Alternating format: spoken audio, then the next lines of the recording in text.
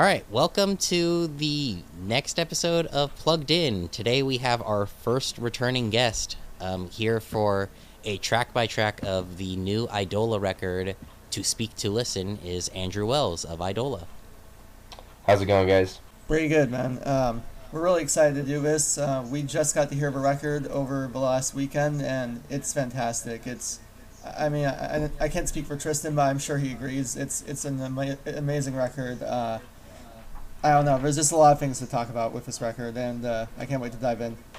Yeah, thank you so much. I'm glad you guys got the chance to listen to it and digest the material a little bit. Yeah, it's definitely one that I wish I had had a little bit more time to digest, but knowing that tour is coming up, it's going to be nice to still be able to talk to it with these more initial thoughts instead of having like a long-term, time to gestate over it like we did with Degeneratera when we talked last time.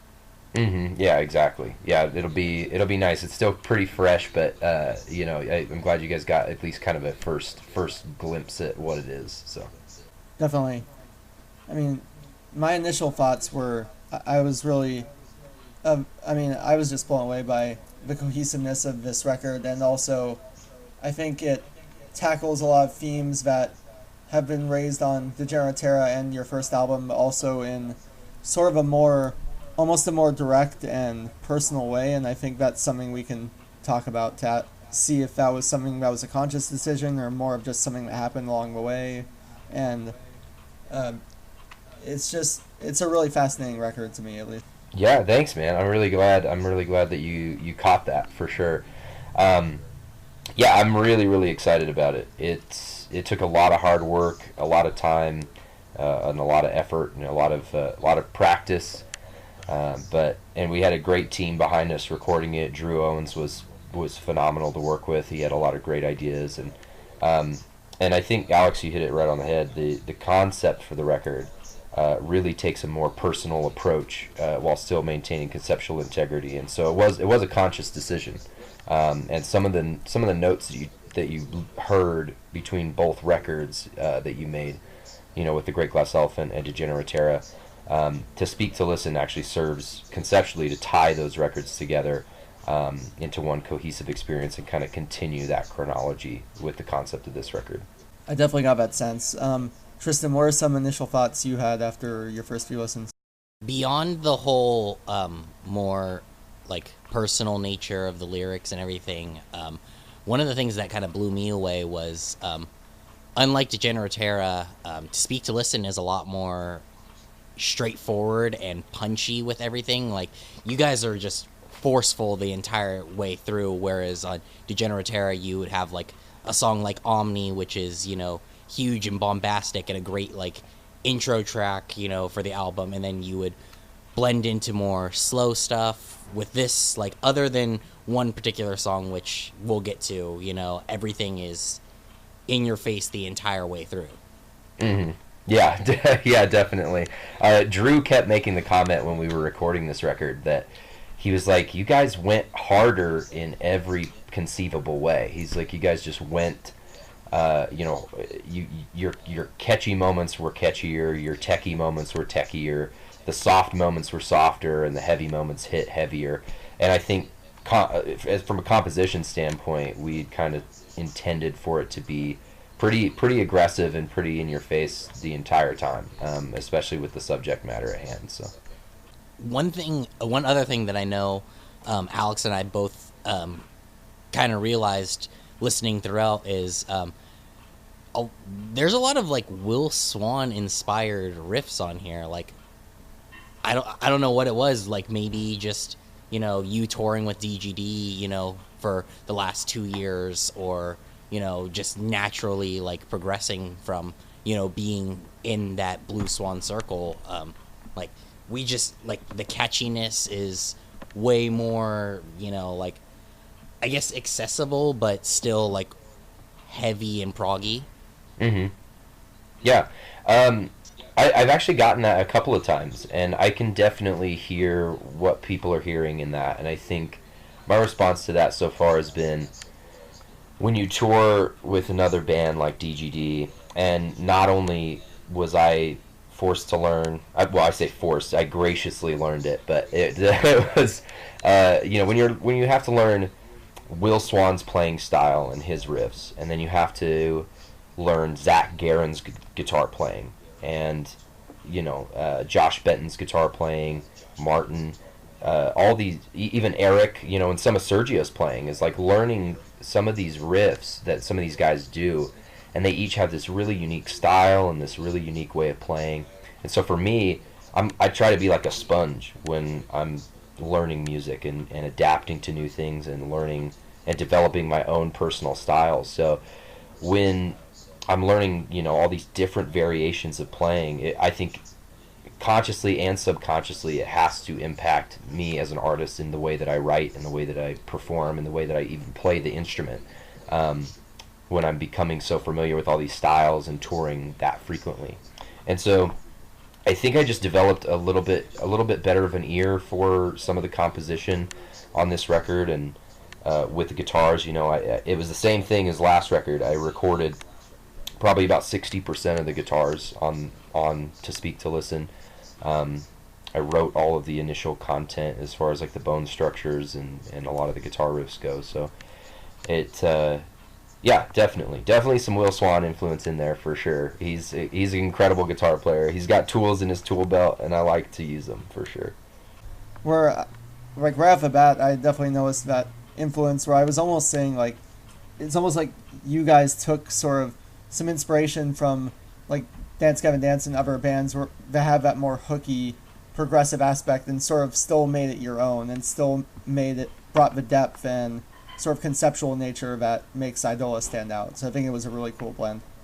Yeah, thanks, man. I think so too. I think everyone has been pretty happy with the direction that we've been going, and we've already started writing LP4, so it's and that's already taken some different turns. We toured with Chon, and talking with those guys, dude, I mean, talking with Mario and learning some even crazier, newer styles of playing. Like, I've been working on my finger picking a ton recently, and some of this hybrid picking shit, like, that I've never conceived before. And so, I've started listening to some other bands, like Intervals has been awesome. I didn't even listen to their most recent record, which came out like 2 years ago, until yesterday, and it's incredibly good. So, I'm always working on new stuff and new ways to learn how to do things, but I think with this record it was definitely a conscious decision to kind of take a more practical approach, because it ties in with the concept more effectively. Well, if everybody's got their pre-general observations out of the way, if you guys are ready, we can go on to the first track of the album. Yeah, absolutely. First thing I kind of wanted to do with this track by track is, before we got started with each individual track, just kind of go over an introduction with how the concepts tie together. I don't do a lot of interviews about it, but with something like this, I think it's a good forum to talk about that. One thing that a lot of people don't know is our first two concepts are connected. I mean, we did that first release all DIY, and it's really cool to see a lot of people go back to it. I mean, we just put up Degeneratera and The Great Glass Elephant for free, for pay what you want for a day, and The Great Glass Elephant got more downloads than Degeneratera, just because people that had found out about us over the past year or two of touring, they'd never even heard that we had a first record, and so some people are going back to it, and it's kind of cool to see. So moving forward with it, we wanted to keep that chronology alive. We wanted to kind of continue that story. So a lot of people haven't made those connections yet, and so it's kind of a cool opportunity to go over that stuff. But yeah, The Great Glass Elephant was, I mean, I'll just do like a really brief overview of those concepts. The Great Glass Elephant, a lot of people don't know the concept behind it, was essentially the story of a man who was born, just as a man. He was born into some unfortunate circumstances, like the death of his mother, the abandonment of his father, and he kind of reaches this point of humanity and self-awareness where he becomes really vulnerable, and he but he decides to basically shun God and shun faith and belief in anything. He becomes really nihilistic, really narcissistic, and starts going down kind of a dark path. And he's met by these three meditative teachers in his life after he hits his lowest point.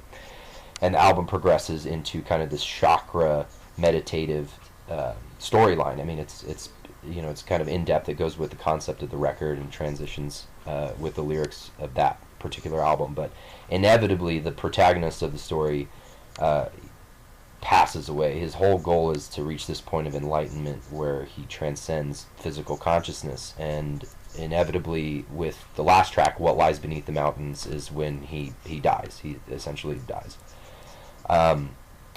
And due to the nature of his path as a yogi, he's actually, instead of rebirth or in like a fabricate realm of heaven or hell within this universe, his soul is sent to a realm of duality in human consciousness, where he's kind of able to observe humanity in its entirety throughout history, throughout dichotomies and these polarities. And that's where the concept for Degeneratera is birthed. I know, I'm sure you guys have read that Teal Cheese article I did. Yeah, we have. Yeah. So that concept, that big kind of broad overarching concept is essentially the protagonist's experience within this realm of duality. And there's a guy named Ram Dass. He talks about it a lot in his book, Be Here Now. There's like this section in the middle where he talks about the nature of the universe, and he talks about yin and yang, and he talks about this realm of duality where the observer and the Godhead are basically able to witness everything that's in creation, everything that it has happened in human history, the suffering for millennia, and the duality of existence. And so that's where the Degeneratera concept comes from. And with To Speak to Listen, at the end of Degeneratera, you're listening to Omega Third Temple, and you listen to De Celesti Hierarchia, and that very last conversation is essentially the protagonist speaking with the Godhead and saying, I want to, within my own universe, I want to go back into my universe because I see all of this suffering in humankind. I see all of this pain, all of this struggle in my universe throughout history.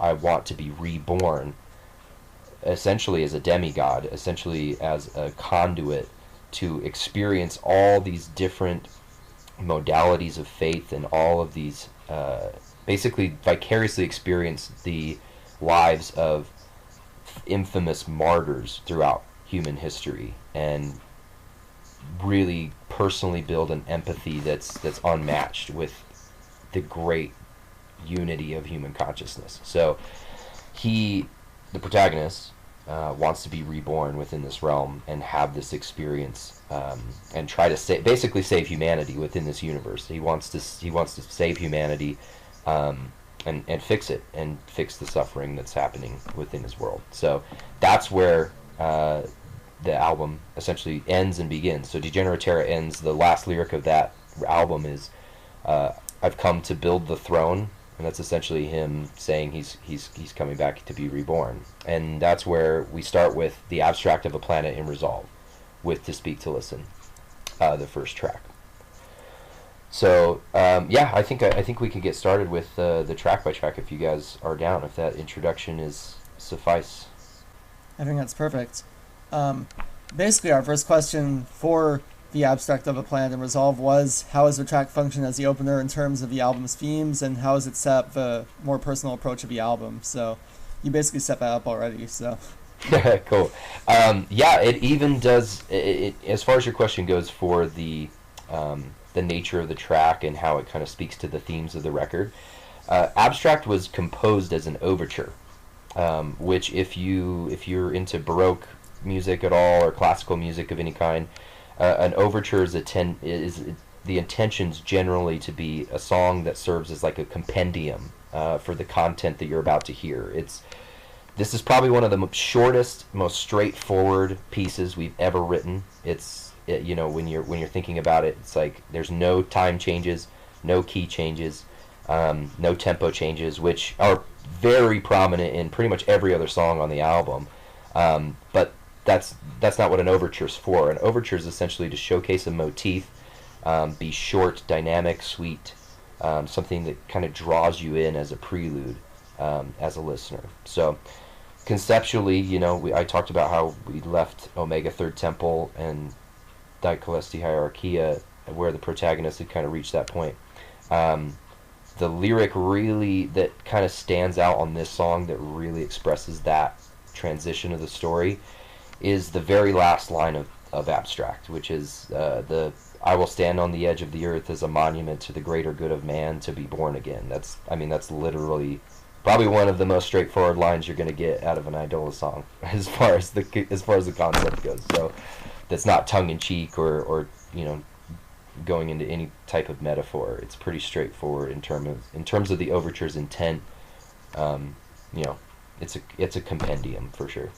Let's see. As far as that goes, I definitely got the sense that it was more supposed to be, like you said, an overture, because as you said, it's about, I believe, like 2.5 minutes. It's very straightforward compared to a lot of tracks you'd previously recorded, obviously, and I think it serves very well as like a great hard-hitting opener for basically the rest of the album, which really is a journey, and it's this like the great introductory statement to it, I think.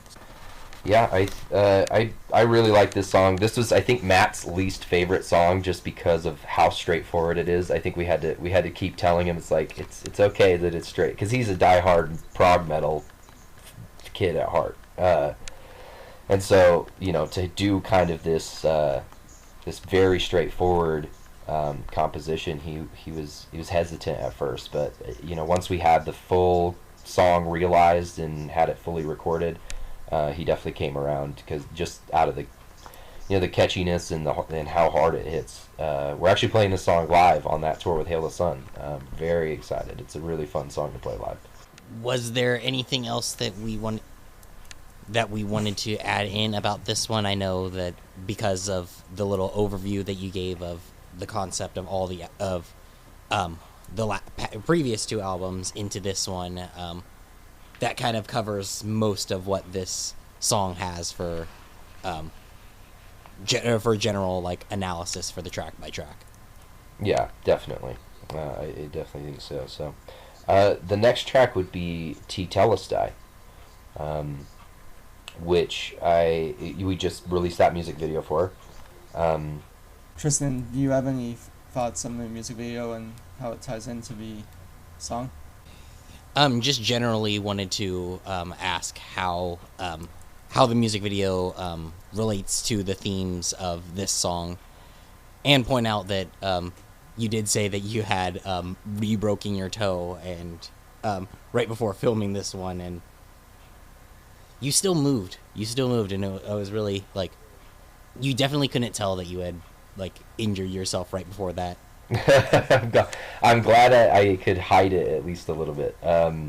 It was, yeah, I actually got in a car accident, just like literally days before we filmed that music video, and it was, I actually had to use a little bit of makeup on my forehead, because I had a small gash in my forehead from when it hit the steering wheel, and but you know, you can't really reschedule locations like that, or you know, and Rex was already he had already flown in at that point to film, and so you just have to roll with it. You just have to do the best that you can and make the best possible thing that you can. So yeah, so I'll get to the video question in just a second. I think I'll kind of conceptualize what this song is in relation to the record, and then we can talk about how the video actually kind of ties in with that. And our intention is to do a series of videos that really tie in with all these themes of the record. And we've commissioned Rex, and we're talking to a couple other people about doing some visuals for that. So I'm really excited. But as far as T Telestai goes, the word itself means it is finished. It's finished. Which historically it's usually used to signify like the payment of a debt. or in this case, the song kind of explores two meanings, like the payment of a personal debt owed to another person, and it also conceptually talks about the payment or consolidation of this conceptualized, the greatest debt of human sin, essentially. This idea within Christianity, particularly, with the idea of the payment of the greatest debt, which is human sin. So, with Matt and I being raised, we were raised completely differently. And Matt Domer did write a good portion of these lyrics for himself. Like the unclean vocals, he wrote a pretty good portion. We went over the concept together, the concept for each song, essentially, and he was able to contribute his views, which is the whole point. Our whole point with To Speak to Listen is to start a narrative and to really give listeners a story to explore and conversations that they can have about these concepts. And with Matt and I being raised in different faiths, he was raised LDS. My parents got divorced when I was really young. Neither of them believed in really anything. I wouldn't even go as far as to say they were atheists particularly, but they didn't really associate with spirituality or God or anything. And so I developed my worldviews on my own time, through a lot of research and experience and reading, tons of reading, and just trying to develop my own worldview. And Matt was raised in a whole different setting. And so we both have these different views on a lot of these concepts. And I think that is definitely apparent if you really dig into the lyrics. So with Tetelestai, since Christianity's been this huge dominant force in the religious world for, my entire lifetime, my grandparents' lifetimes, we figured it'd be a good place for the protagonist to kind of start in his rebirth, experiencing and performing as a conduit and trying to explore the psyche of faith and Christianity in particular. So I think the last lyric of the song really expresses that pretty clearly. So the concept for the video actually came from there's these in the LDS temples that are here in Utah. There's this room it's usually in the very top floor. It's called the Celestial Room, and it's gorgeous. I've only been allowed into the temple once. It was an open house. I went with my in-laws, and the architecture's just stunningly gorgeous. And they use a lot of Freemason symbolism within the architecture and the religion itself. So it's pretty interesting. I like a lot of those things. From an aesthetic standpoint, it's unmatched. It's beautiful. And there's a celestial room, which is the top room of this temple. And in this celestial room is where they do a lot of their wedding ceremonies, a lot of their just a lot of these ceremonies where there's an infinity mirror, which is I don't know if you guys ever heard that term, but it's two mirrors basically just facing each other, and the reflections go back and forth for eternity. It's the idea is that whatever ceremony you perform in this room will basically be, it's like paying a semblance or like an homage to God and Jesus Christ, and the eternity mirrors kind of solidify that within that room. But the main thing is the architecture of the room and the colors, the sacred geometry, the Freemason work are just this. There's so much symbolism. It's just rich with symbolism in terms of how people would kind of give this homage or pay this payment or this great debt back to God. And so the video for Tetelestai originated from that place of expressing art in a room that was like that. Unfortunately, with the LDS temple, you can't just go and rent their most sacred room to shoot a music video. They would never let anyone do that. But we found a room in Utah that was actually very close. It was very, very close to that. You can see the sacred the geometric patterns on the floor, the color scheme, the pillars, the way that the room was even just decorated and lit, and the color schemes are a semblance to that. And so the video kind of captures that. With the dancers, the modern dance pieces, we didn't get to use as much of the footage as we would have liked. You know, it was kind of a compromise artistically with the director and with the label, you know, who were skeptical, and you know, rightfully so. But conceptually, that's what we wanted for that video. We wanted this kind of celebration, this homage, this introduction to the concept aesthetically as well. Yeah, I think the video really emphasizes that even though the song is in many places very chaotic and aggressive at times, like the dancers especially really emphasize sort of the beauty in the themes and in the, not just in the compositions, but in the essentially the underlying concept of what the lyrics are about, obviously. And I think that really was an interesting contrast, and it's honestly a really gorgeous video, and I think it fits the song very well. Thank you. Thanks, man. I appreciate that. Going along with the video, your wife did the choreography for the dancers, correct?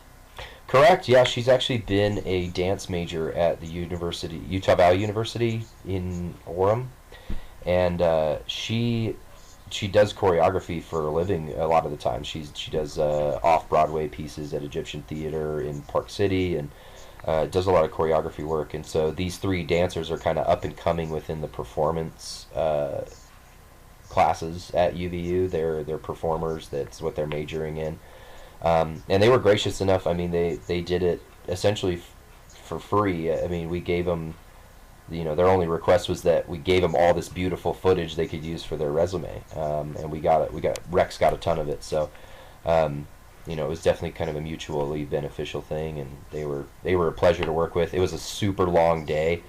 I mean, if you noticed in the video, there's so many shots where the amps are all moved around. Like there's this shot where we're all in the center, and like I'm in the very center with one of the dancers, and then the guys are all around me, and you can see with each of those cuts, the amps and the drums are all moving just like clockwise in this crazy formation. Oh my god, we were there for hours just fucking moving these amps around just in a circle. Rex would be like, okay, we'll shoot this 5 times, and you have to perform your ass off for these 5 times, and then we're going to move the amps a foot to the left, and then you're going to do it again. We're going to move them a foot to the left, you're going to do it again. And so it's just this, I mean, it was the first time we'd ever had a filming experience so positive like that. It was our first video, really, that we could, you know, we did a DIY video with Degeneratera, but this was our first legitimate experience with that. So, but yeah, in answer to your question, Chantel did do the choreography, and the dancers did a lot of improvisation as well at Rex's request, which turned out really cool too. So, you know, honestly, I saw a lot of those cuts, and I thought that was just a stylistic choice. But I mean, was it something like Rex trying to find the perfect shot, or was it the stylistic choice for him to go with the slight movements of amps and equipment? That was all Rex's concept. Yeah, the little cuts of moving the equipment, that was all Rex's brainchild. He was like, he wanted to try it. We were like, all right, fuck it, let's do it. And we did it. It was hard work, but it was fun. And it was, a lot of his choices were his alone. You know, none of us really have a lot of filming expertise or experience, so we provided him with a lot of the groundwork, but it was definitely his creative liberties with the filming for sure. Alex, did you have anything else that you wanted to ask about the song? As far as this one, I think it was covered pretty well, actually. Like we said, I think the video was very well done, and like you said, I think it was a great choice for a single, actually, and I think it sort of is a great showcase for how this band, how the band sort of evolved on To Speak to Listen as a whole. So I think the video and the track itself showcased that really well. Yeah, me too, man. I appreciate that. I definitely think it showcases us pretty well. It was all kind of a universally agreed upon single. And the reason we didn't do it first was we did Amplissimus first as kind of like an intro, as like okay, we're trying new territory. We don't want to give you like the dopest single yet. We just want to introduce you to these themes. And I think we made the right choice with Tetelestai, because the choice was basically which was going to be premiered by alternative press, and we decided Tetelestai with the full video is definitely the way to go for it. Yeah, I definitely agree, but especially with how great the video turned out, that's really a great promotion, and I think that's probably was definitely the way to go. So I guess moving on to the next track, Primitive Economics. Trystan mentioned earlier that we had seen some sort of Dance Gavin Dance influence. I think this is definitely a track that, for me at least, showcases that a lot. I don't know if I wanted to get your take on some of the compositional influence on the song, and also just how it fits into the larger concept. Yeah, with Primitive Economics, this is a pretty unique song for Eidola. It's really shreddy. It's almost kind of got some southern vibes to it in certain sections. Which really kind of harkens back to some of our origins as a band, which is, Brandon and I kind of grew up playing a lot of, we played in jazz groups and blues projects, we were younger, and some of that carried into the first Eidola record, but with Primitive Economics, we really wanted to write something that was challenging on the guitar. It was faster than any. I think this is BPM wise probably one of the fastest songs we've ever written. And so compositionally, there's definitely some DGD influence, kind of harkening back to the Happiness days of DGD, like kind of quick pace, some funky stuff, but very shreddy in a lot of ways. So, as far as the lyrical content of the song, it really came from a place of, personally, of observing the turmoil happening in human history right now. Taking an honest look at how that compares to the turmoil experienced by previous generations, experienced by even our parents' generations or our grandparents' generations, or really massive time, a long time ago for human history. But I think personally for me, being born in the United States, like raised in the heart of capitalism, there's definitely, I think you'd be blind to say that there's no growing dissent for that system in any regard. I think the dissent for that system is pretty prominent, and there is a support for that system on both sides, and so we really wanted to discuss a narrative around that, like this natural countercultural reaction to capitalism and the support therein for it, the countercultural reaction to it, and a spiritual movement that happens with that, because generally a natural countercultural reaction to, let's say, like the denial of Christianity, it tends to be the denial of God and faith entirely. Usually, the story kind of moves into this vein of atheism, where the protagonist has to kind of explore these ideas of having no faith and no concept of rebirth, no life after death, to explore how those belief structures really impact humanity's ideas and how they're applied to modern consciousness, how they're applied to us today.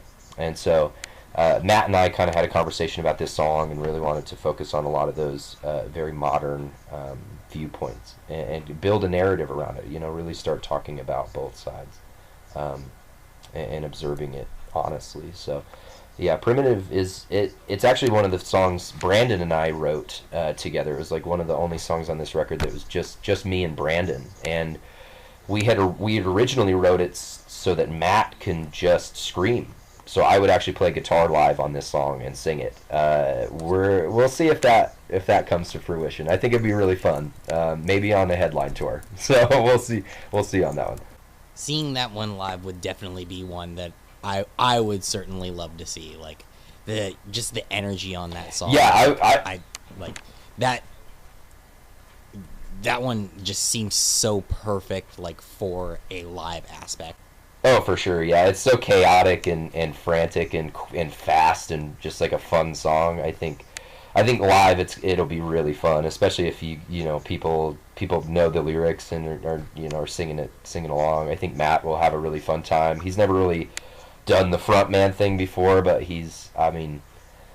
think he would just have a blast, especially if people were screaming all those lyrics back at him. Yeah, it's a very high energy track, and I think that'll obviously be a great song live. Do you want to transition to the next song, I guess? Yeah. Yeah. Unless Andrew, you have anything else to add in? No, I think we covered Primitive. Yeah, just a fun song. There's a lot of crazy riffing. I think one of the craziest riffs on the record is at the very end of this song. There's like a tapping riff that Brandon wrote that's just fucking. God, we spent so long trying to record it because it was so tough. Because Drew is militant with tracks in the best way possible. Like, um, the stuff that he gets, like he really doesn't do a ton of like chopping. He works hard to get the best possible takes out of you. Um, and with that part, it just took forever because it was such a fast, gnarly riff. It's like crazy tapping, but it's just a fun song. It's just really high energy. I'm really stoked on it. All right. So with that, we're going to transition into the fourth track, Querens, I believe that's pronounced. Oh, that's really close. Yeah, it's just pronounced currents, just like the current of a Okay. stream. But yeah, currents is actually. So this is one of the. Oh, go ahead. Go ahead. Oh, go ahead. Oh, I just wanted to say this is one of the ones that we don't have any particular questions for, so we're just gonna let you do whatever you want to say about this one. Perfect. Yeah, currents is actually just. I mean, it still remains one of my favorite songs on the record. Like it still holds a place in my heart as like one of the top songs. Just it's really fun. The composition the guitar was like really fun to write. The vocals for me are like I love singing that song, especially the end.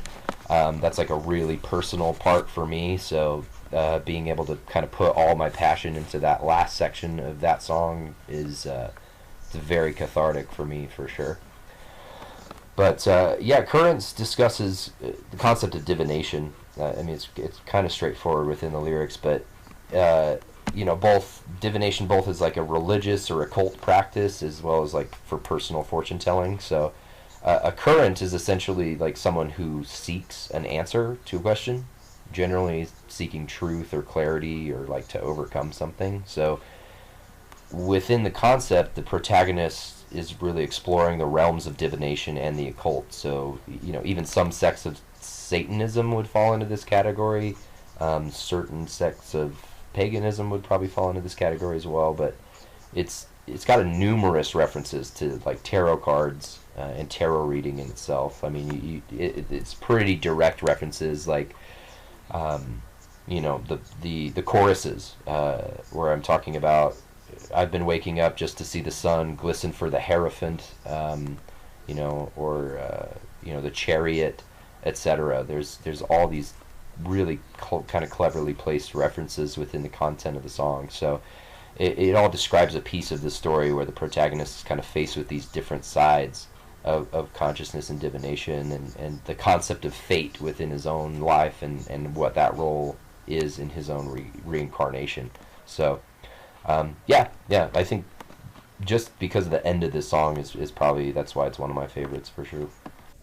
Yeah, I think coming off of Primitive Economics, this song really, like you said, it really sets up delves deeper into some of the album's themes, and just in general, I think it's just another really great track. And Trystan, what were some of your thoughts on this one? This one is also definitely one of my favorites.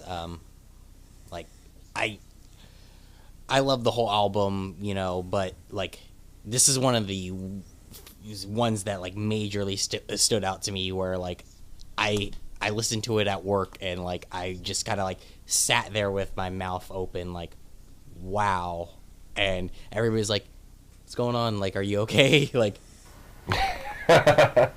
Oh man, yeah, that's awesome. I'm really glad to hear that. It's definitely one of my favorite songs. We're actually trying to do a music video for that song next. That I'm really happy about the concept for. I think if we can do it right, it'll turn out really good. So, yeah, Currents it's a dope ass song. I like it a lot. I'd be down to move into Amplissimus if you guys are good to go on that. yeah, definitely. Definitely. So, I believe it's pronounced, so it's Amplissimus Machina, is that how you pronounce it? Yep, that's right, 100%. Awesome, okay. So, obviously, as you mentioned earlier, this was the lead single from the record. You basically described it just a few minutes ago as like sort of almost a teaser for some of the record. Why do you think this song was a great like sort of tease and like lead in to this album? And also, you guys brought in for, I believe, the first time a prominent guest vocalist with Joey Lancaster, which I was so happy about because I love Joey. He's amazing. I love Belle Noire, and I think he just adds something great to this song. So the second question is, what do you think Joey brought to the process? Did he write his part? How was he involved in the writing of this song? Yeah, great questions. With Amplissimus Machina, we really wanted to showcase the increase in musicianship, I think I would say, in terms of between Degeneratera and To Speak to Listen. I mean, all five of us we just worked so hard. I mean, when you have a record that's DIY released like The Great Glass Elephant, and all the tours are DIY, and we're just kind of really getting into the business, like, you know, you really don't know what you're doing. You're just trying to trial and error and figure things out as a band and as an artistic entity, just as an artist personally.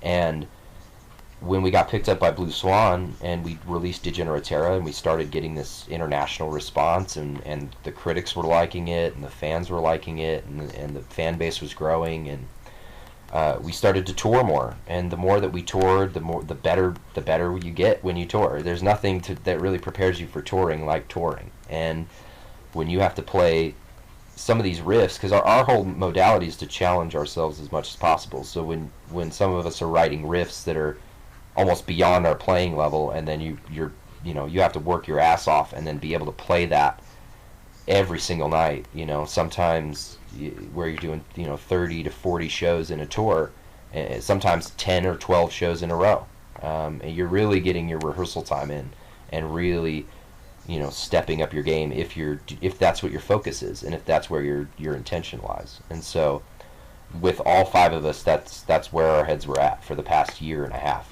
writing this record and getting ready to record it. And so Amplissimus Machina really focuses on that next step for Eidola. I think it's a good introduction of where we're headed with this new release, and really the aggression and the assertiveness that we want to convey with that.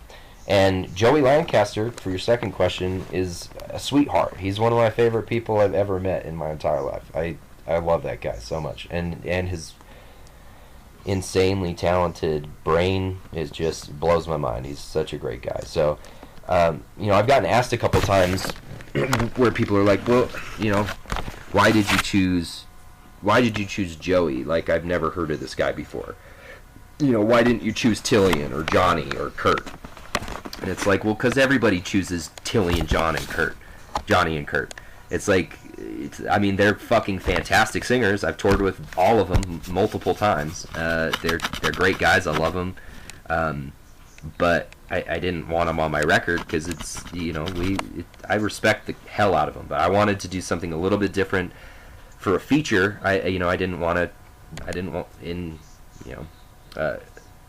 Just straight up, I just didn't want to suck their dicks on this record. I just wanted to have someone on here that I really enjoyed the company of and enjoyed his talent and enjoyed touring with him, and somebody that maybe just wasn't as well known as those guys, somebody that is up and coming just like us, someone that's really trying to do something of their own sound. And Eidola's never tried to be a band that rides coattails. We've always tried to work really hard to build our following and to play the best shows we can and write the best music we can, and to take a guy from Belle Noire who's trying to do the exact same thing, who's in the same boat, who's still with us, up and coming and touring nationally.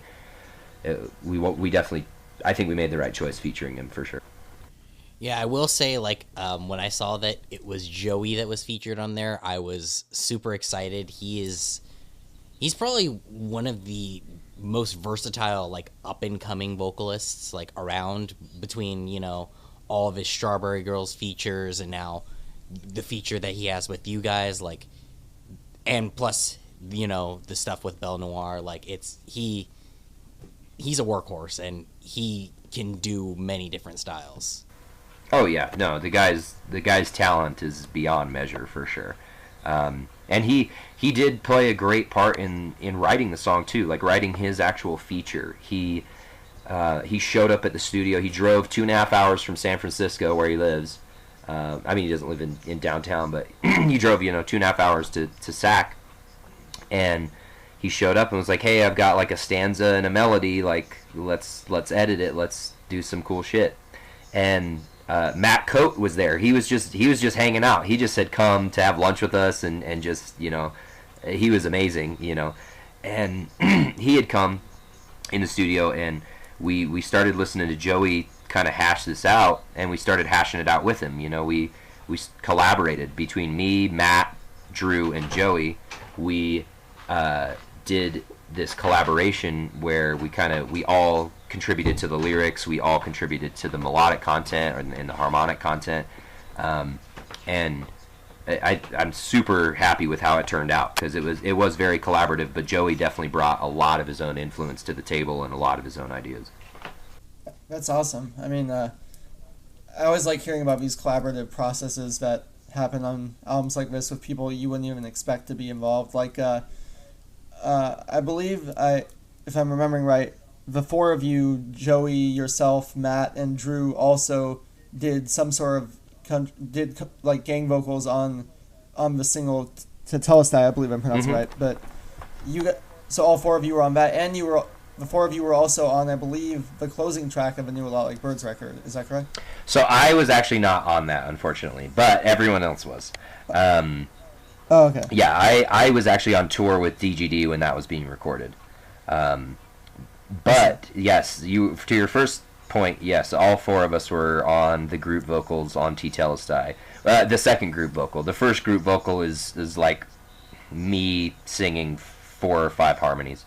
But the actual like chorus section of T Telestai, that breakdown section, is the 4 of us, and it was live tracked. Like it wasn't each person got to have a go at it. It was literally a barbershop quartet of the 4 of us singing into a microphone at the same time, which you don't really hear that in music anymore. Like you never hear of these 4 dudes in a post-hardcore band like getting together and laying down some barbershop vocals. Right. So yeah. Yeah, I know. Everything is like so like Pro Tool to shit, basically. Like. Not to be too harsh, but like you said, like something like live like that is very rare in a studio recording now. So I think that's really cool. Yeah, I agree. Sorry. I was just gonna touch on the concept of Amplissimus Machina. I mean, it's pretty straightforward. It's probably one of the more straightforward conceptually, but something a lot of people haven't gotten yet is that the song isn't, the surface value of it would be that the song is about technology overrunning our lives, but it's a little bit deeper than that. It's not I mean, don't get me wrong, social media and all that shit is like can definitely be a plague in a lot of people's hands, but this song doesn't really touch on that. It's not particularly about people using cell phones or watching TV too much. It's actually about the concept that was more recently repopularized by Ray Kurzweil, which is essentially the hypothesis of this technological singularity, which implies technological superintelligence, this idea of being able to convert human consciousness into data. You can look into that. Ray Kurzweil, he invented like the Kurzweil organs and Kurzweil pianos. If you guys have heard of those, like synthesizers, they're like virtual analog synths. And Ray Kurzweil, with that, with his technological prowess, he started getting into this hypothesis that he could essentially upload human consciousness onto the cloud, like onto a server. Like you could take your memories and your consciousness and your personality, and you can upload them essentially into like an SD card, and essentially his whole goal, because both his parents died from I think they both passed away from cancer. He wanted to create this world where nobody dies. Like, you can just upload your consciousness and say, fuck it, like, I'm gonna be a robot now, which ties in conceptually for the protagonist, ties into concepts of pantheism, which Albert Einstein talked about quite some time ago. It's like, in his mind, it was a rational worldview because of the nature of human consciousness compared to that which can be created by it, and the inevitable exponential growth of both. Like, Albert Einstein also talked about this singular return to a godhead, essentially, and Ray Kurzweil just adapts that, modernizes it, and in short, sells it as this singularity assimilation. And so the lyrics definitely focus on that, and I think Joey did a good job with that concept too. So Right. It's interesting because I've actually seen the singularity referenced as more of a negative occurrence, in that, like, that is the point where we will no longer have control over essentially what we have created with technology, because it will be its own sentient force essentially, and it will be like on par with humans as far as having a consciousness and things like that. And I think it's interesting that it can almost be interpreted either way, depending on whether you choose to be cynical or, I guess, more hopeful about what that prospect would bring. exactly, and I'm not gonna lie, like, I'm an optimist when it comes to a lot of things. In terms of that concept, I'm a pretty big pessimist. Like, just even thinking about the first stages of that consciousness upload, like, consider the hypothetical of the human race finds out that it can't die, but you have to have millions of dollars to upload your consciousness, because everyone who can perform this is going to capitalize on it big time. And so then you have this huge gap, potentially, hypothetically, of the wealthiest in the world being able to do that, and essentially killing off the poorest or the weakest. That is a particularly pessimistic view when it comes to that, but I agree with you. I think the song serves to introduce that as a topic, as a narrative. That's what each of these songs is intended to do within the concept of To Speak, to Listen. That's why we named it the record that we did. Well, I think we have. I think you guys have touched upon most of what I had for Implicitness Machina. The only thing I would like to say is I really do love, like, this as the choice of the first single. Like, the first time I heard it, I was like, wow, like, this, like, I didn't think that you guys could step it up past Degeneratera, but this solidified it to me that I had no worries. I should not worry at all. Yeah. That's good. That was the intention. So we because we had a lot of people we finally had a fan base for this release. Like, we were like, oh shit, people actually care about what we have to say and what we have to make. So with this was the first record we felt any sort of pressure to live up to that, and we knew that we would. It's just picking the first single that would showcase that. And I agree. I think we made the right choice. Definitely. So, do you want to transition now to Lodi, I believe it's pronounced? You can pronounce it Loti or Lotai, either way. Okay. Go ahead. You had previously described this in our previous interview, actually, as like the humble ledger of this album. Do you still think that's sort of a good comparison point? And lyrically, this seems to me like one of the most personal songs on the album.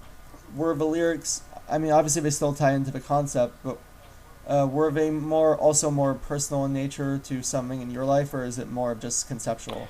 Absolutely. I'm glad that translated in for the listener. That's actually really great to hear. That's kind of the first that I've heard a review of that. You know what I mean? Lotai is absolutely the most personal song on the album for me. The word itself is the less common plural form of the word lotus, like the lotus flower. It's, obviously lotus considered to be sacred by a multitude of faiths. Huge role in creation, awakening, wisdom, forgiveness, all of these symbols that really relate to it. And so, I'll get to my personal stuff in a second, but as far as the actual concept goes, the protagonist is really exploring the concept of Sikhism. A monastic, monotheistic, pantheistic religion. Panentheistic religion. It's a really like a panentheistic response to Buddhism and Hinduism. It's much more modernized in its age, and so they still maintain this belief that reincarnation is a real thing. You'll be reincarnated until you can transcend within your lifetime, and so Sikhism is all about karma and liberation. But as the concept of God's grace, essentially. So it bears so many similarities with perennial philosophy that I couldn't not talk about it in this one. So I talked about perennial philosophy being a huge component of Degenerate Terra. I wanted to really personally conceptualize that with Lotai. So from a personal level, in terms of how the song applies to me, I think the lyrics are definitely more straightforward in terms of how it applies to my life, and the song was really written from a place of wanting to talk about my life and my experience in growing up, and I haven't really gotten the chance or the forum to do that until this particular song. This song was actually going to be on a solo record. I have this collection of songs that I'm working on that just they haven't really fit the scheme of what Eidola really does or the concept. And this was the first song in a while that's really kind of towed the line between those, where I was really debating, because the composition is so soft, it's so slow, and it's very beautiful and moving. This is Drew's favorite song on the record by far. He loves this song. He thinks this is our strongest song, and I love it too. It's really personal. So I had debated for a long time whether or not to put it on the Eidola record, and because I did see the conceptual similarities within this concept we were working on, but I just wasn't 100% sure. And then I showed it to the guys, and they were like, "No, we have to fucking use that song. Like, we can't not use that song. That song is too good not to use." Is what they told me. So we had to use it, and the concept ended up working perfectly. With a few edits to the lyrics, it ended up fitting in really well. So for me personally, it really talks about the story of how I grew up, and kind of coming of age, and starting to play music. And my dad bought me a guitar when I was 13, and I started playing. And I wouldn't say my dad wasn't supportive necessarily of me pursuing music, but I wouldn't say he was thrilled either. He kind of thought that music was going to be a hobby for me, and he would always tell me. I remember he'd always tell me, "Don't put all your eggs in one basket. There's so many people that are so good that they have all these opportunities and all this money, and there's very few make it." He would always tell me, very few even make money doing what you want to do, and you're away from home all the time. Like, just don't put all your eggs in one basket. And he's we had some falling outs over time. There was a period of time where I wanted to move to Boston, Massachusetts, and just relocate just to play music in a new place, and he was pretty upset about that, and my decision not to go to college, my decision not to do any of that. And this was right after, and the song talks about it too, my stepdad Brandon's father, my parents got divorced when I was like 2. Brandon's got divorced at about the same age, and then our parents married. My mom married his dad, and we had always grown up kind of playing music together and being supportive of each other, and we just, we've been best friends since day one.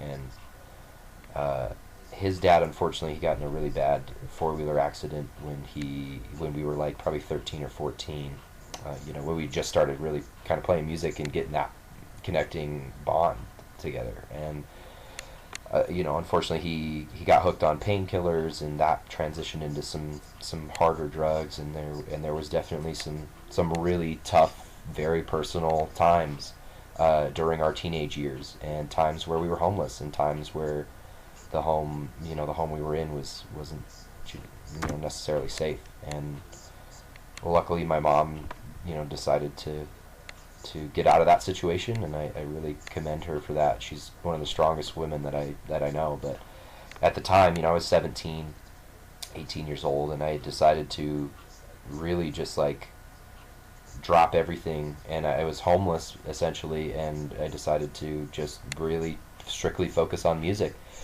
That was the first time I'd ever really sat down and been like, this is all I can do. This is all that is comforting me. This is all that's making my life have meaning at this point in time, and I need to commit to that and see it through as much as I can, and as much as I can believe that it will help me in the end.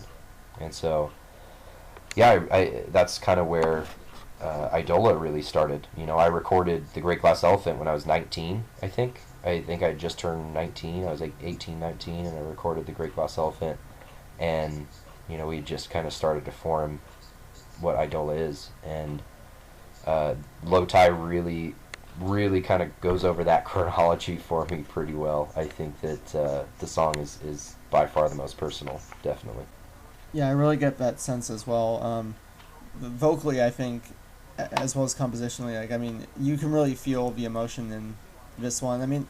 You can feel emotion in a lot of these songs, but this one, on first listen, immediately stood out to me, and that's why I wanted to ask about that.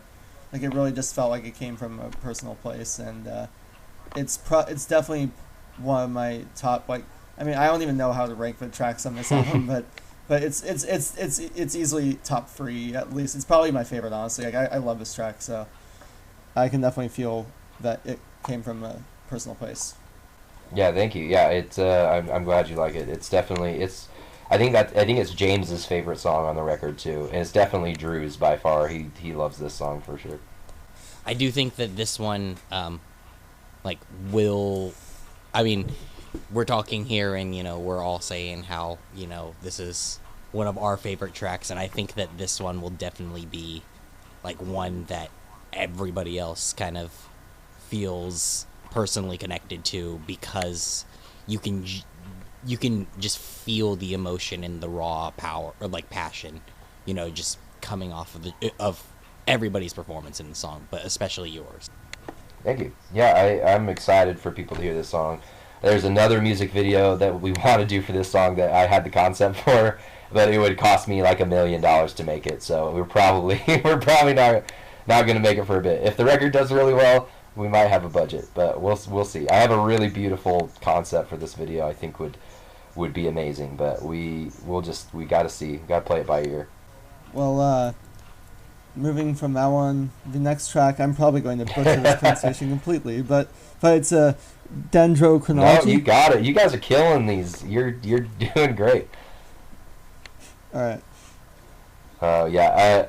English major coming in for That's once. right. Have either of you guys seen Cheetah's meme of the pronunciation? The SpongeBob one. You'll have to remind me, but I think I've seen something about it. It's I saw a comment getting my dictionary. Yeah, there's one he did. I think it's 21 Savage is the rapper, and he's talking about how you have to pronounce all the Eidola names correctly, or Will Swan's gonna get it, or something like that. It cracked me up. I saw a comment on one of the videos that said, "I need to get my dictionary out. New Eidola song is out." Yeah, I thought that was funny too, especially on that song, because there was one comment I saw in there that was a kid that was like, "These lyrics are the definition of try hard," and something like that, like over the top. And I was like, dude, that's you don't see the irony of that statement, because the song's called The Greatest Machine. It's about the singularity of consciousness. You think that a giant supercomputer AI would use the most simple words of all time? No, it would use these insanely verbose, descriptive, creative ways to do things, because it has access to literally the most archaic verbiage of all time. So the overuse of some of those words, like omni-erudite, that word is crazy old, and the only thing that would know it is a computer. just out of syntax and usage. So I thought it was really funny. It's cool to see that people have varying opinions on that. I really like to see the discussion of that. Yeah, I was actually talking to one of Alex and our friend Jovan the other day, and we were like, why aren't Eidola bigger? And I was like, it's because they can't pronounce the title of the album Degeneratera. They're like, I can't listen to this. I can't tell Siri play Degeneratera by Eidola. I can't pronounce anything. Yeah, I think it's pretty funny. It always cracks me up. So this is actually another song where we didn't really have any specific topics in mind, so feel free to just tell us whatever you want to talk about for this concept of dendrochronology. You nailed it, yeah. With dendro, the concept really focuses around a couple main components. The word itself, dendrochronology, is the dating of trees through the rings. Basically, it's a way to date trees, and it's a scientific method of dating trees through rings, essentially. And it's used to observe climate, atmospheric condition, used to date certain points of the Earth's history. So it's actually a pretty intensive process. It's pretty cool. So the tree element really has some very straightforward nods to Siddhartha Gautama and the history of Buddhism. So in the story, the protagonist endures that same meditative longevity that Siddhartha had to endure for his transcendent meditation and his inevitable transcendence. So the lyrics are, it's one of the first times that I actually say a figure's name directly. Like, I almost never will pay a nod or specifically sing a character's name, but with Siddhartha, I specifically say that in the song. So it's a very clear-cut nod to Buddhism and the history of that modality. So there's a lot of different themes sonically in that song that we played with. That song was one of the funnest guitar songs to record because it's so jazzy and weird, and a lot of cool tapping, and especially the end section's very spacey and very mixed meter. Like the time changes are pretty insane. So it's that one's one of my favorites too. I really like going back to that song. Yeah, I think that track. Let me see. I had some notes for this one. Let me see. Yeah, I think following Low Tie, it really sort of brings back some more intensity to the record, and it's just a great midpoint for really this sort of journey this album takes you on. And I don't know, I just, like, you described it very well. I think it's a great track.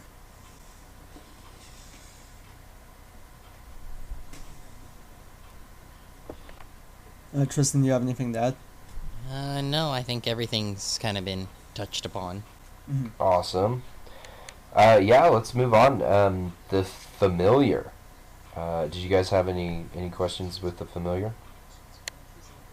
Trystan, I believe you had some, right? First off, this was one of the ones that you guys played on the last two tours that you did with DGD and Sean and Kurt Travis.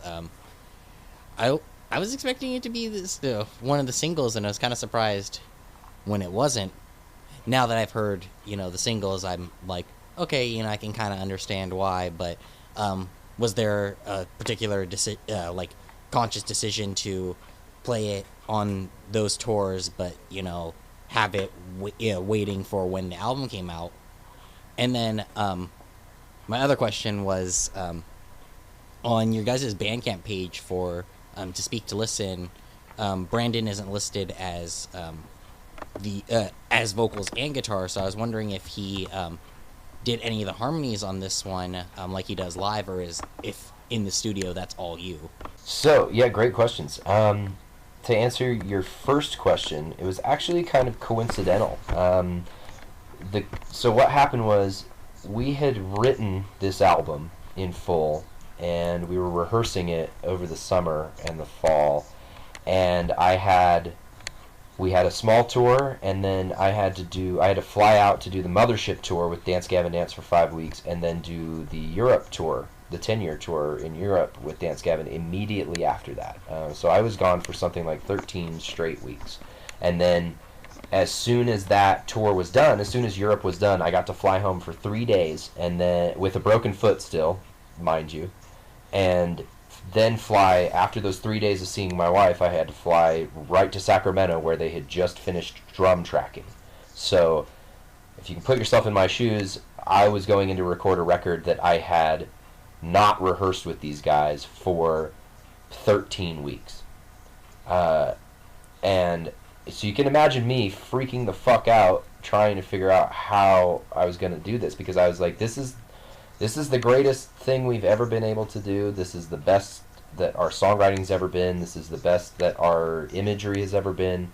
This is the most accessible, best presentation while maintaining integrity version of Eidola that there can possibly be at this point in time. And I need to make sure that it's done correctly. And I was frantic. I was panicking. But these guys really pushed themselves to the next level. They rehearsed so many times, so many hours every week together, really getting these songs down. But the reason that we had played these songs on those tours was because, the Familiar particularly, was because it was one of the only songs that we had practiced live as a band out of this new material at the time. Like, for example, the first time that we had played Amplissimus Machina together with vocals, like with me there, was when we started rehearsing for this tour with Hail the Sun. So we had no rehearsal time with some of those songs, like the Transcendeniums. We still have not played those songs together as a unit with vocals, because of how crazy this cycle's been. So with the Familiar, it was just a song that we really enjoyed playing. It was a fun live song, and it was one of the only new ones that we had, and we wanted to showcase some of this new material. So we played it on those two tours, and it was, we got compliments on that song quite a bit just because it was so fun, and we were like, yeah, this could definitely be a single. We would definitely do this as a single. And then we started getting the masters back, and we were like, okay, these are all pretty damn good. We're going to have to rethink this a little bit. And so that's kind of what happened with the Familiar in terms of, why it didn't end up as a single. But very good point. Very good point. And then, I'm sorry, what was your second question? It was about how Brandon isn't listed as... Yeah. Got you. Yeah, so, yes, your latter point in that is correct. I do all of the harmonies and the melodies in the studio. I think Drew might have provided... Well, I know for a fact he provided one harmony in Tetelestai in the transitional part, and then he did another harmony in one of our last days where he wanted to throw it down, and then some of the backing vocal stuff where it's the choral stuff that I've mentioned before. Aside from those very few and far between moments, it's all the harmonies and melodies that you hear are all me singing. Awesome. That must have been a very intensive process because there's quite a lot of multi-tracked vocals on this record. Yes, there are a ton. There are more harmonies and counterpoint vocals than I think I've ever been able to do before. But it was and the just the range of notes in the entire thing are pretty vast, pretty drastic. So because there's some stuff in there where the harmonies are really, really low. It's almost like Tibetan drone singing, like Tibetan monk singing, where it's like really, really low. And then there's some stuff in Houses and some stuff in Transcendenium Part 2 where it's just like really fucking high. Some of that stuff was so difficult to do. Like Transcendenium, that super high note, that was on like my last day of tracking. And I was so wiped out. It was so crazy. It was the very last day of tracking. It was intense. But as far as the Familiar goes, conceptually, there's two meanings behind this one as well. It does pay a small nod to Mark Z. Danielewski's multi-volume story, The Familiar. If you guys know Mark Z. Danielewski, he did like House of Leaves, uh, yeah, in Revolutions, like he's done some really impressive books and series. He's a super impressive writer. So I've been trying to get more back into him recently. So the primary meaning really talks about paganism. It talks about this idea of familiar spirits or familial spirits, like helpful spirits. And the song really kind of focuses on that. So the protagonist is exploring some of these pagan traditions and belief structures, which paganism, it's provided a pretty rich counterpoint faith to a lot of the monotheism that came before it. So it is a more modern polytheistic interpretation of divinity and how God really works. So I think the lyrics that kind of make that clear are the very first part and the bluesy segue bridge part. The conjure me, cast a circle, rouse my soul, say my name. It's an invocation. So I think it's pretty straightforward there in terms of the content. Alex, did you have anything to add on about the familiar? No, I think you covered that really well, and I think if you're okay with it, I think we can go on to Houses Movement 3 Rust Rebuild. Yeah, absolutely. Yeah. So my only real starting point of discussion for this one is I obviously noticed that on the Great Glass Elephant you had Houses Movement 2 Selling Worth, and I wanted to ask what was the connection between this song and that one from the Great Glass Elephant thematically, and why is it sort of a successor to that song? Nice, yeah. So the question we most commonly get about that now with people seeing the continuation of the chronology is where the hell's Houses Movement 1? And I'll get to that in a little bit, but they do tie together. Houses Movement 2 within the record, if you'll notice the placement of the record, the whole I could do another interview at some point where I go over the exact Great Glass Elephant concept, because we never got pressed back then. I never really did those. So but that point in the record is actually it's like a bridging point in the record. I believe it's after Yarzeh homily, and it's transitioning from the middle section of the record, which is the yellow section, into the blue section of the record, which is the introspective section. And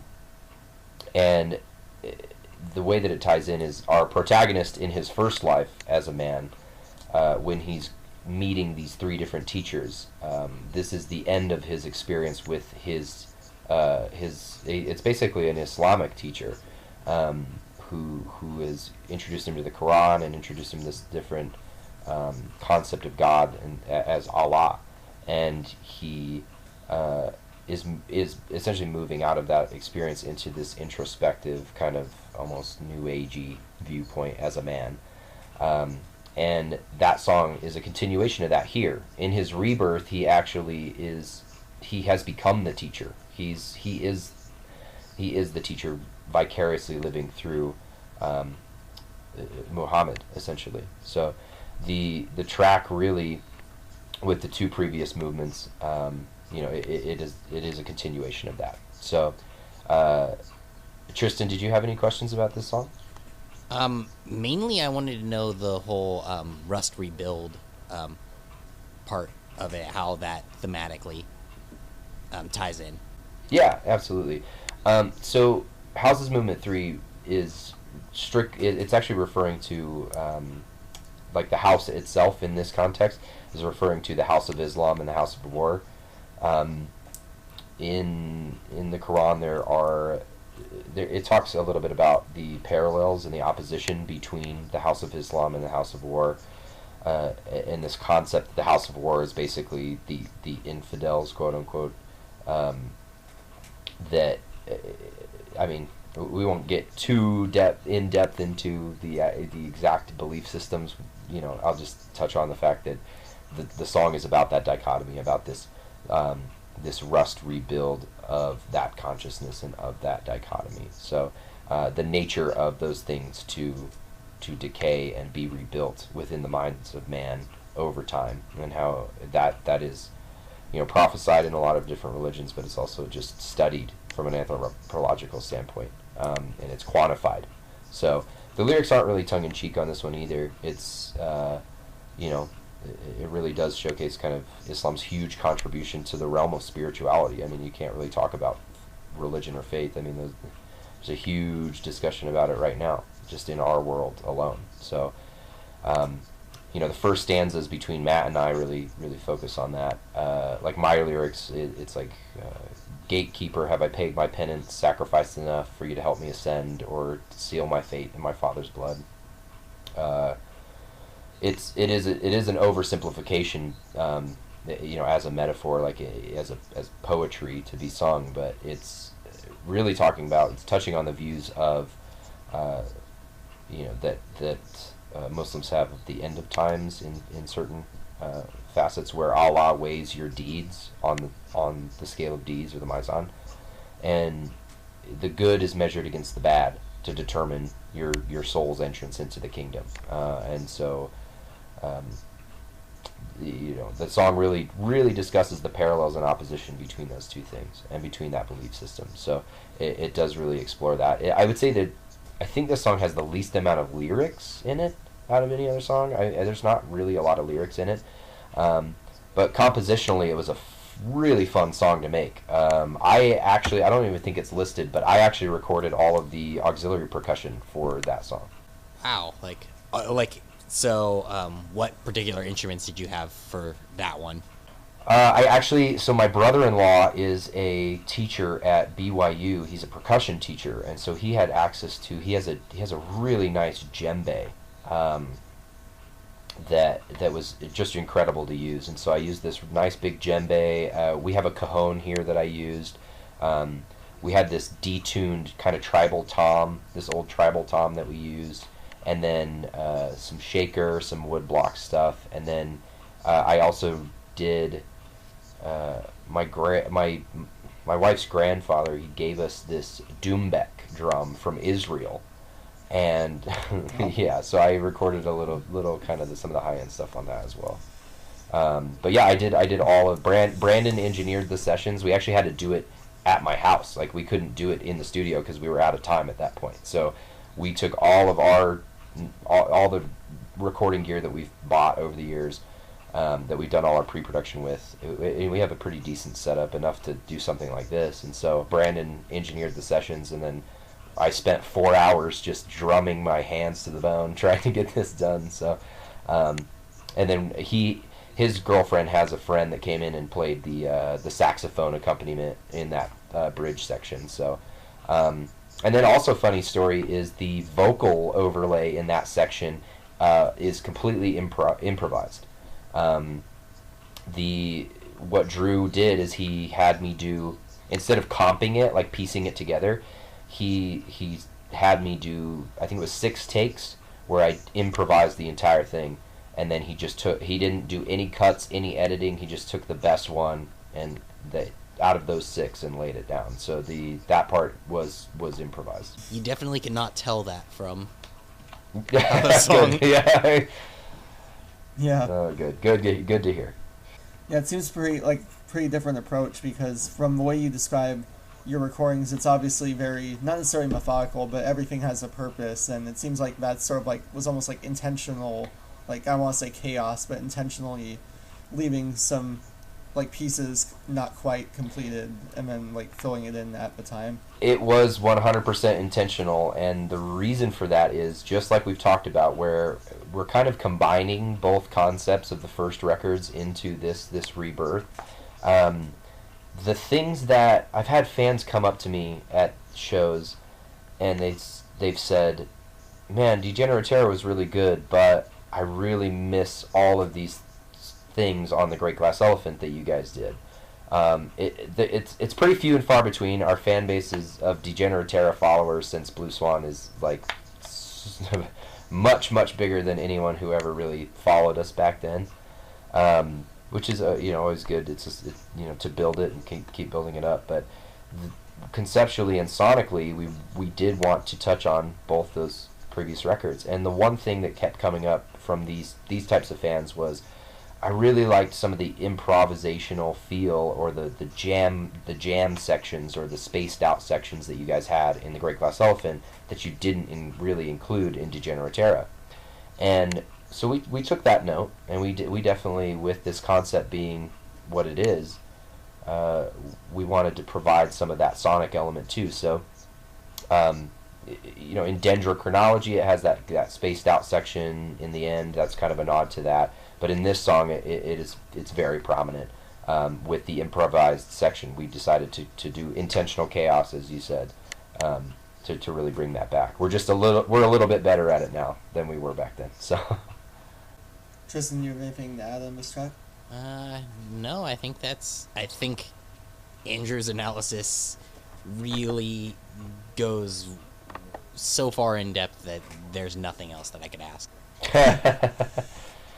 Awesome. Actually, no. Cool. Oh yeah, go ahead. Before that, there is one thing I could ask. If you have that old original DIY release, files around, slide that my way. I like to hear that. Of the EP that we did? Yeah. Oh my God. Yeah, I could probably bring you one. You guys are coming out to Chain, right? Yes. Okay. Yes. Yeah, you should message me before Monday and remind me, and I will bring both of you a copy of that shitty ass EP. If you want your ears to be in pain, I will bring it to you. So I'm assuming that's Houses Movement 1 then, because Trystan knows this. I actually did not know that. No, it's actually not on that record. So that EP is just it's 4 versions, original versions of songs that we did on the Great Glass Elephant. But in the original printing, we don't have any of those anymore. But in the original printing, we did. What did we do? Oh yeah, we did like a B-side file, like you had to upload it into your computer, and there was like a secret file that had B-sides in it, and Houses 1 was on that. But little secret, we're working on an acoustic EP type, I guess you could call it. It's basically just a reimagining of songs off of all 3 records.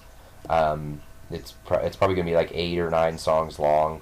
And it's just some stripped down versions of each of the songs, and we did include Houses 1 as a B-side. It's already been recorded. It's already ready to go. So we just we will put it out. I promise.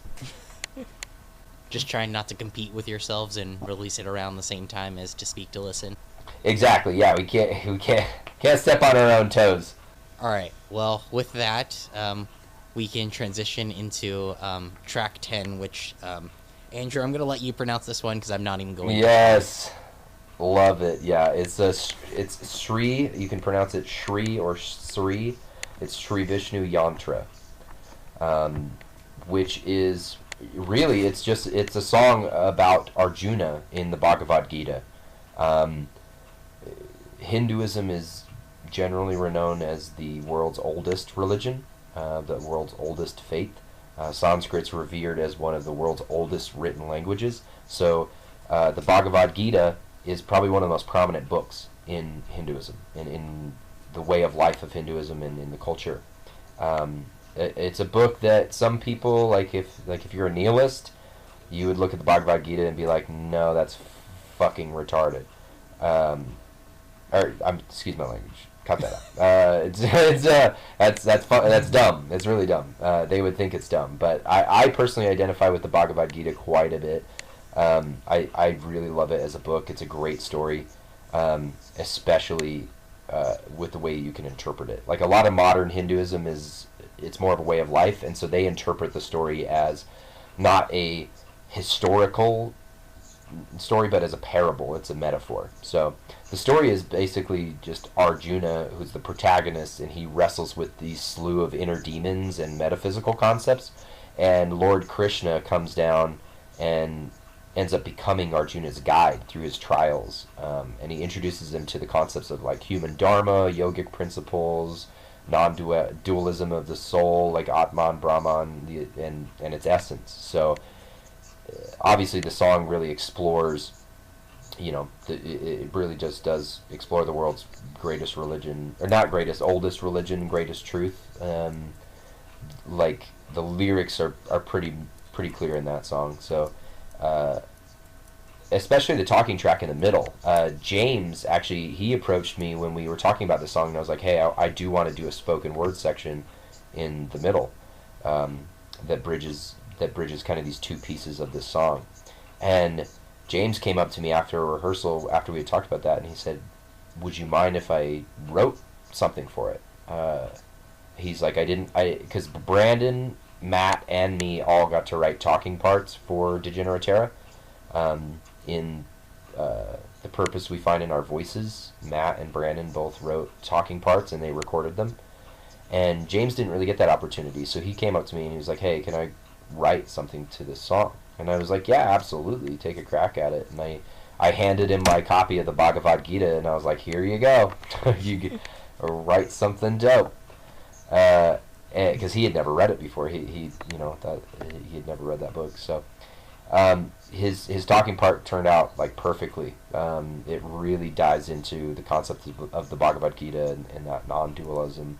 And then my lyrics at the end really kind of solidify that. And I've died, I've been reborn, I've seen many pious men give their lives for idle wars. If there's one thing that I know for sure, I'll make my way from this grave.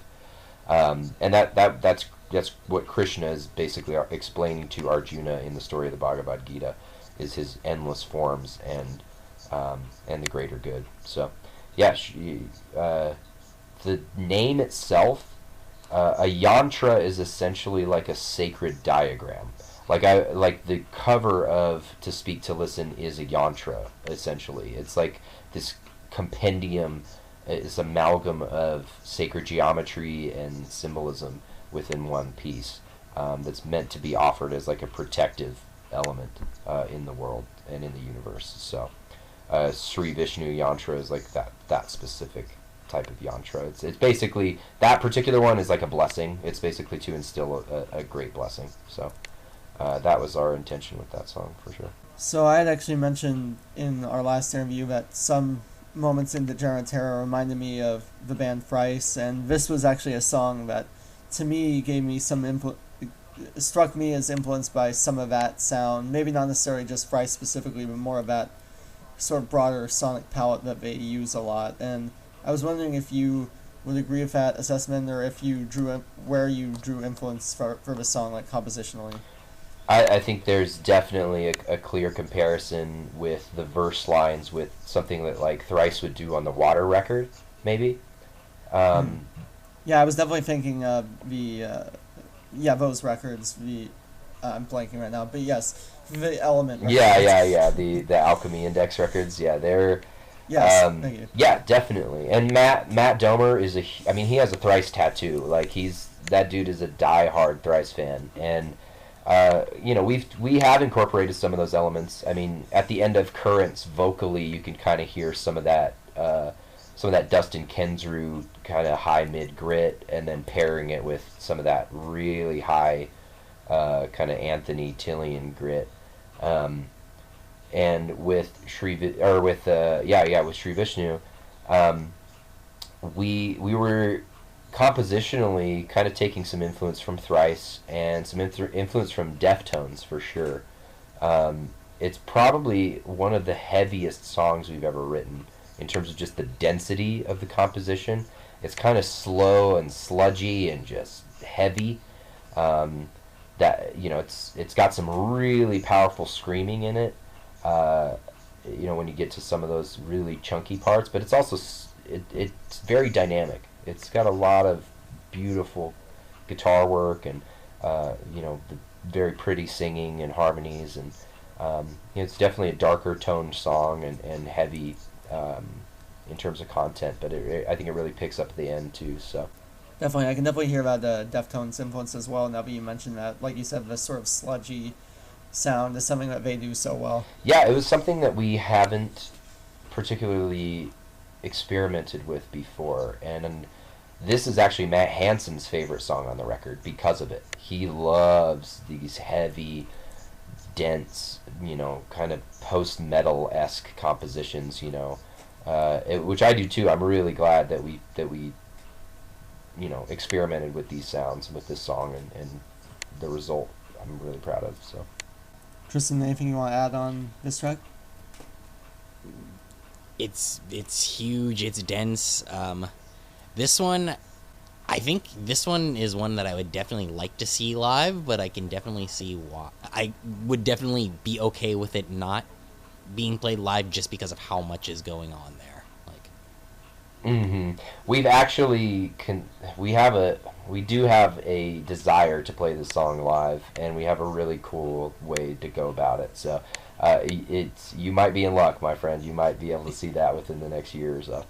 all right. Well, with that, if that's all we're going to cover on that one, we can go into track 11 and track 12 if you want to blend them together or do them separately. Cool. Yeah, let's do them. Let's do them separately. Just because of the content. Transcendenium Part 1, Zoroastrian. Yeah, let's start with that one. So our main question for this one kind of touches upon part 2 as well, but we wanted to know why the closer was split into the two parts and what exactly connects them, like, thematically. Yes, great question. There was definitely a practical push to splitting them.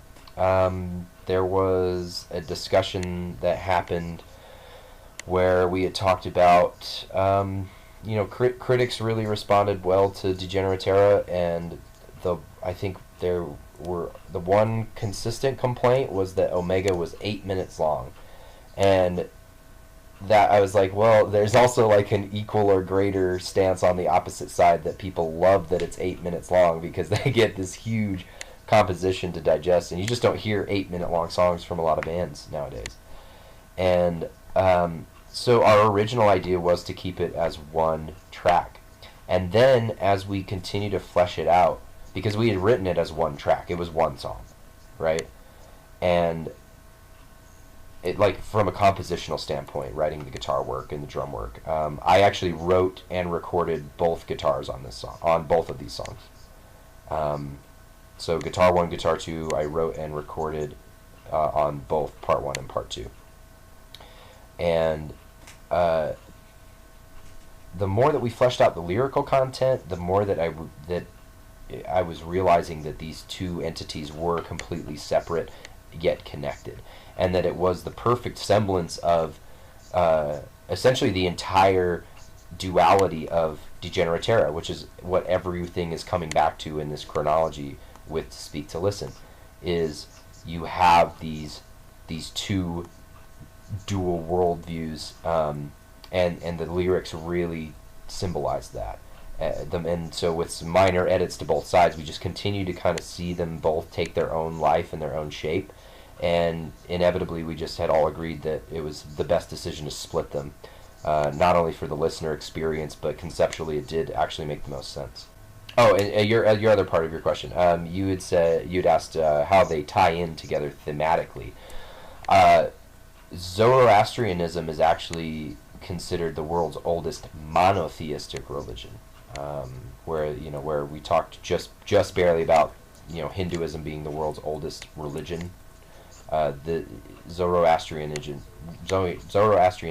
is the world's considered the world's oldest monotheistic religion. The word transcendenium is essentially a third-party plural of the word transcend. So the term basically means it's an observational experience of a communal existential transcendence of consciousness. So again, you're observing this communal existential transcendence of consciousness. You're observing humanity transcending. And for the closer, we divided it into sections as a semblance of that duality with Degen, like I said, and the duality of old versus distant future, the most modernized perennial philosophy that you can possibly think of, which would be Fourth Temple, the ultimate continuation of what Degeneratera had to offer. So, in talking about Zoroastrian, what happened during that period of time was you saw this entire culture transcend more or less into this belief system. Like, this majority of human consciousness kind of transitioned into monotheism. And if you really think about that for a second, just within your space of human existence, that's a pretty astounding thing, that a greater majority of consciousness over time transitioned into monotheism, and this was kind of a focal point for it, in transitioning to this belief in a one God consciousness, a unified consciousness. So with exploring that duality, the protagonist has to see both sides. So this is the embodiment of his past lives, particularly, and his just any previous lives that he's had, and every experience that he's had vicariously through these divine figures, in an attempt to heal human consciousness and save mankind. He's essentially trying to emulate that same transcendental experience. And so Zoroastrian really touches on all of that history and the start of that system, that start of that unified consciousness. So I guess connecting that into the second part, you had mentioned that Fourth Temple is sort of a distant future perspective, but it's also the extension of the first three parts of that sort of temple chronology from Degeneraterra. Would you like to explain how that connects to those other three parts? Absolutely, yeah. With the concept with Degeneraterra, the Temples series, I reference physical temples within our world, our spectrum. Now, this universe can be considered completely separate from ours. It can be considered non-fiction or fiction, however you choose to interpret it subjectively. But within Degeneraterra, I talk about King Solomon's temple, I talk about Second Temple, and I talk about Third Temple being this potentially rebuilt temple. It's in Judaism, Islam, Christianity, and even Buddhism and Hinduism have mention of this theoretical third temple in some sense, and everyone observes it differently because it is a huge component of human faith. It's a huge component of how we perceive religion and how we perceive God. And so that's within that universe, that's within that timeline. And when the protagonist sees this in the greater scheme of duality and sees this potential future, he obviously wants to heal humanity, and in his rebirth he wants to help humanity transcend and become unified. And with Fourth Temple, it's really taking a closer look into that series as a continuation, as the closer. So it really serves as a way to tie up loose ends lyrically and really bring the album to a finish in what the protagonist experienced within his first life, within the realm of duality and Degeneraterra, and within this record. So we're really exploring where Omega left off.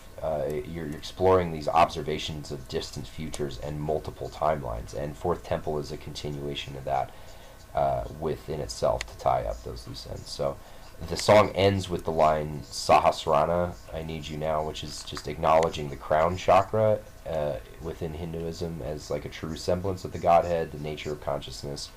The protagonist essentially reaches the end of his journey as this continuation in a distant future to save mankind within this timeline that he's been reborn into. So with these great truths, these knowledge of pantheism and Sikhism and perennial philosophy that he's been able to instill in humanity. So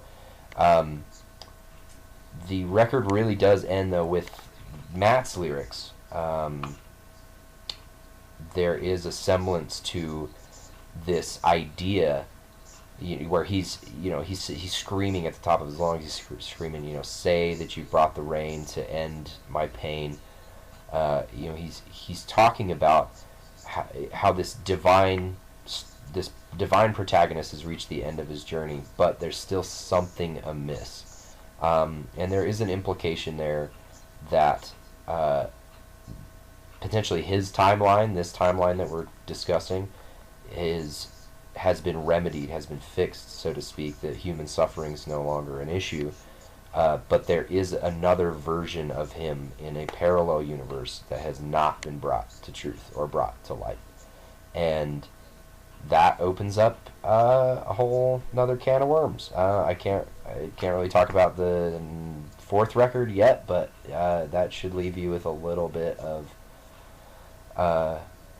little bit of foreshadowing to what we are going to do next.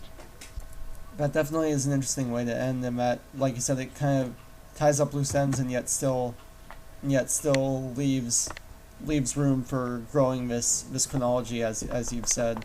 And I think that's sort of an interesting facet of all of your records, and that this sort of exploration of all these themes and ideas just sort of keeps expanding each time, and I think it's really fascinating to see.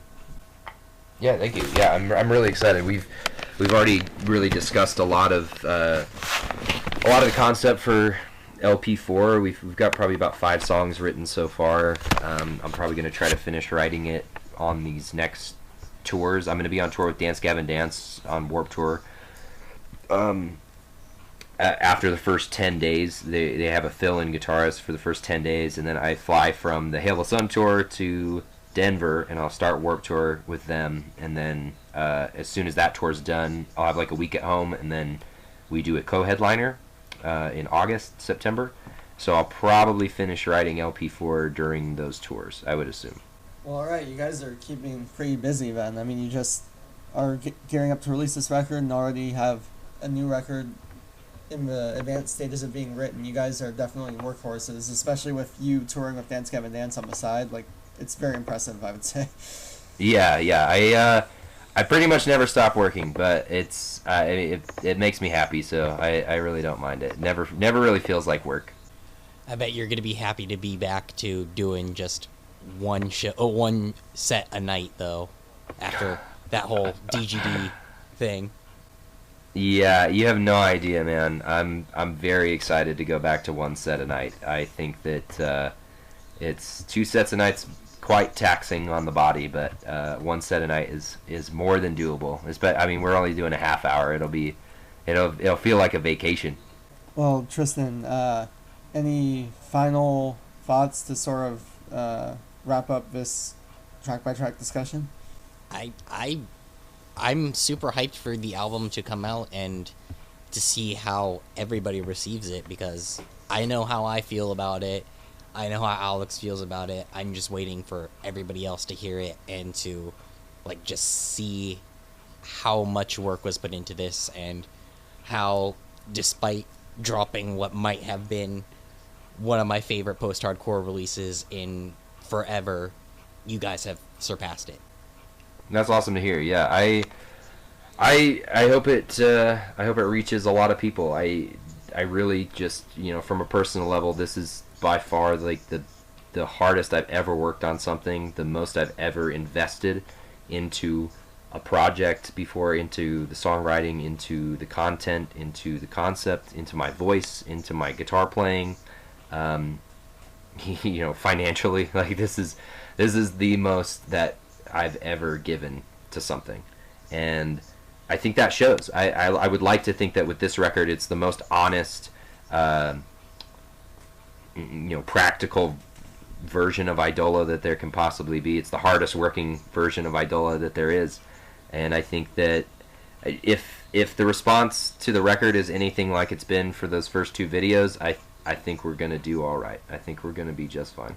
Yeah, honestly, for me at least, when I listen to a record like this, which has so many layers and so much density to the meanings and the compositions, it's oftentimes you're not really sure as a listener where you stand on it compared to especially a previous record which I grew to love so much as Degeneratera. But pretty much after my first few listens, I was almost immediately sure that as much as I loved Degeneratera, this had exceeded it for me. So that to me was a good sign that it's only going to grow on me with time, and hopefully it'll grow on everyone else as soon as it's released and everyone gets to hear it.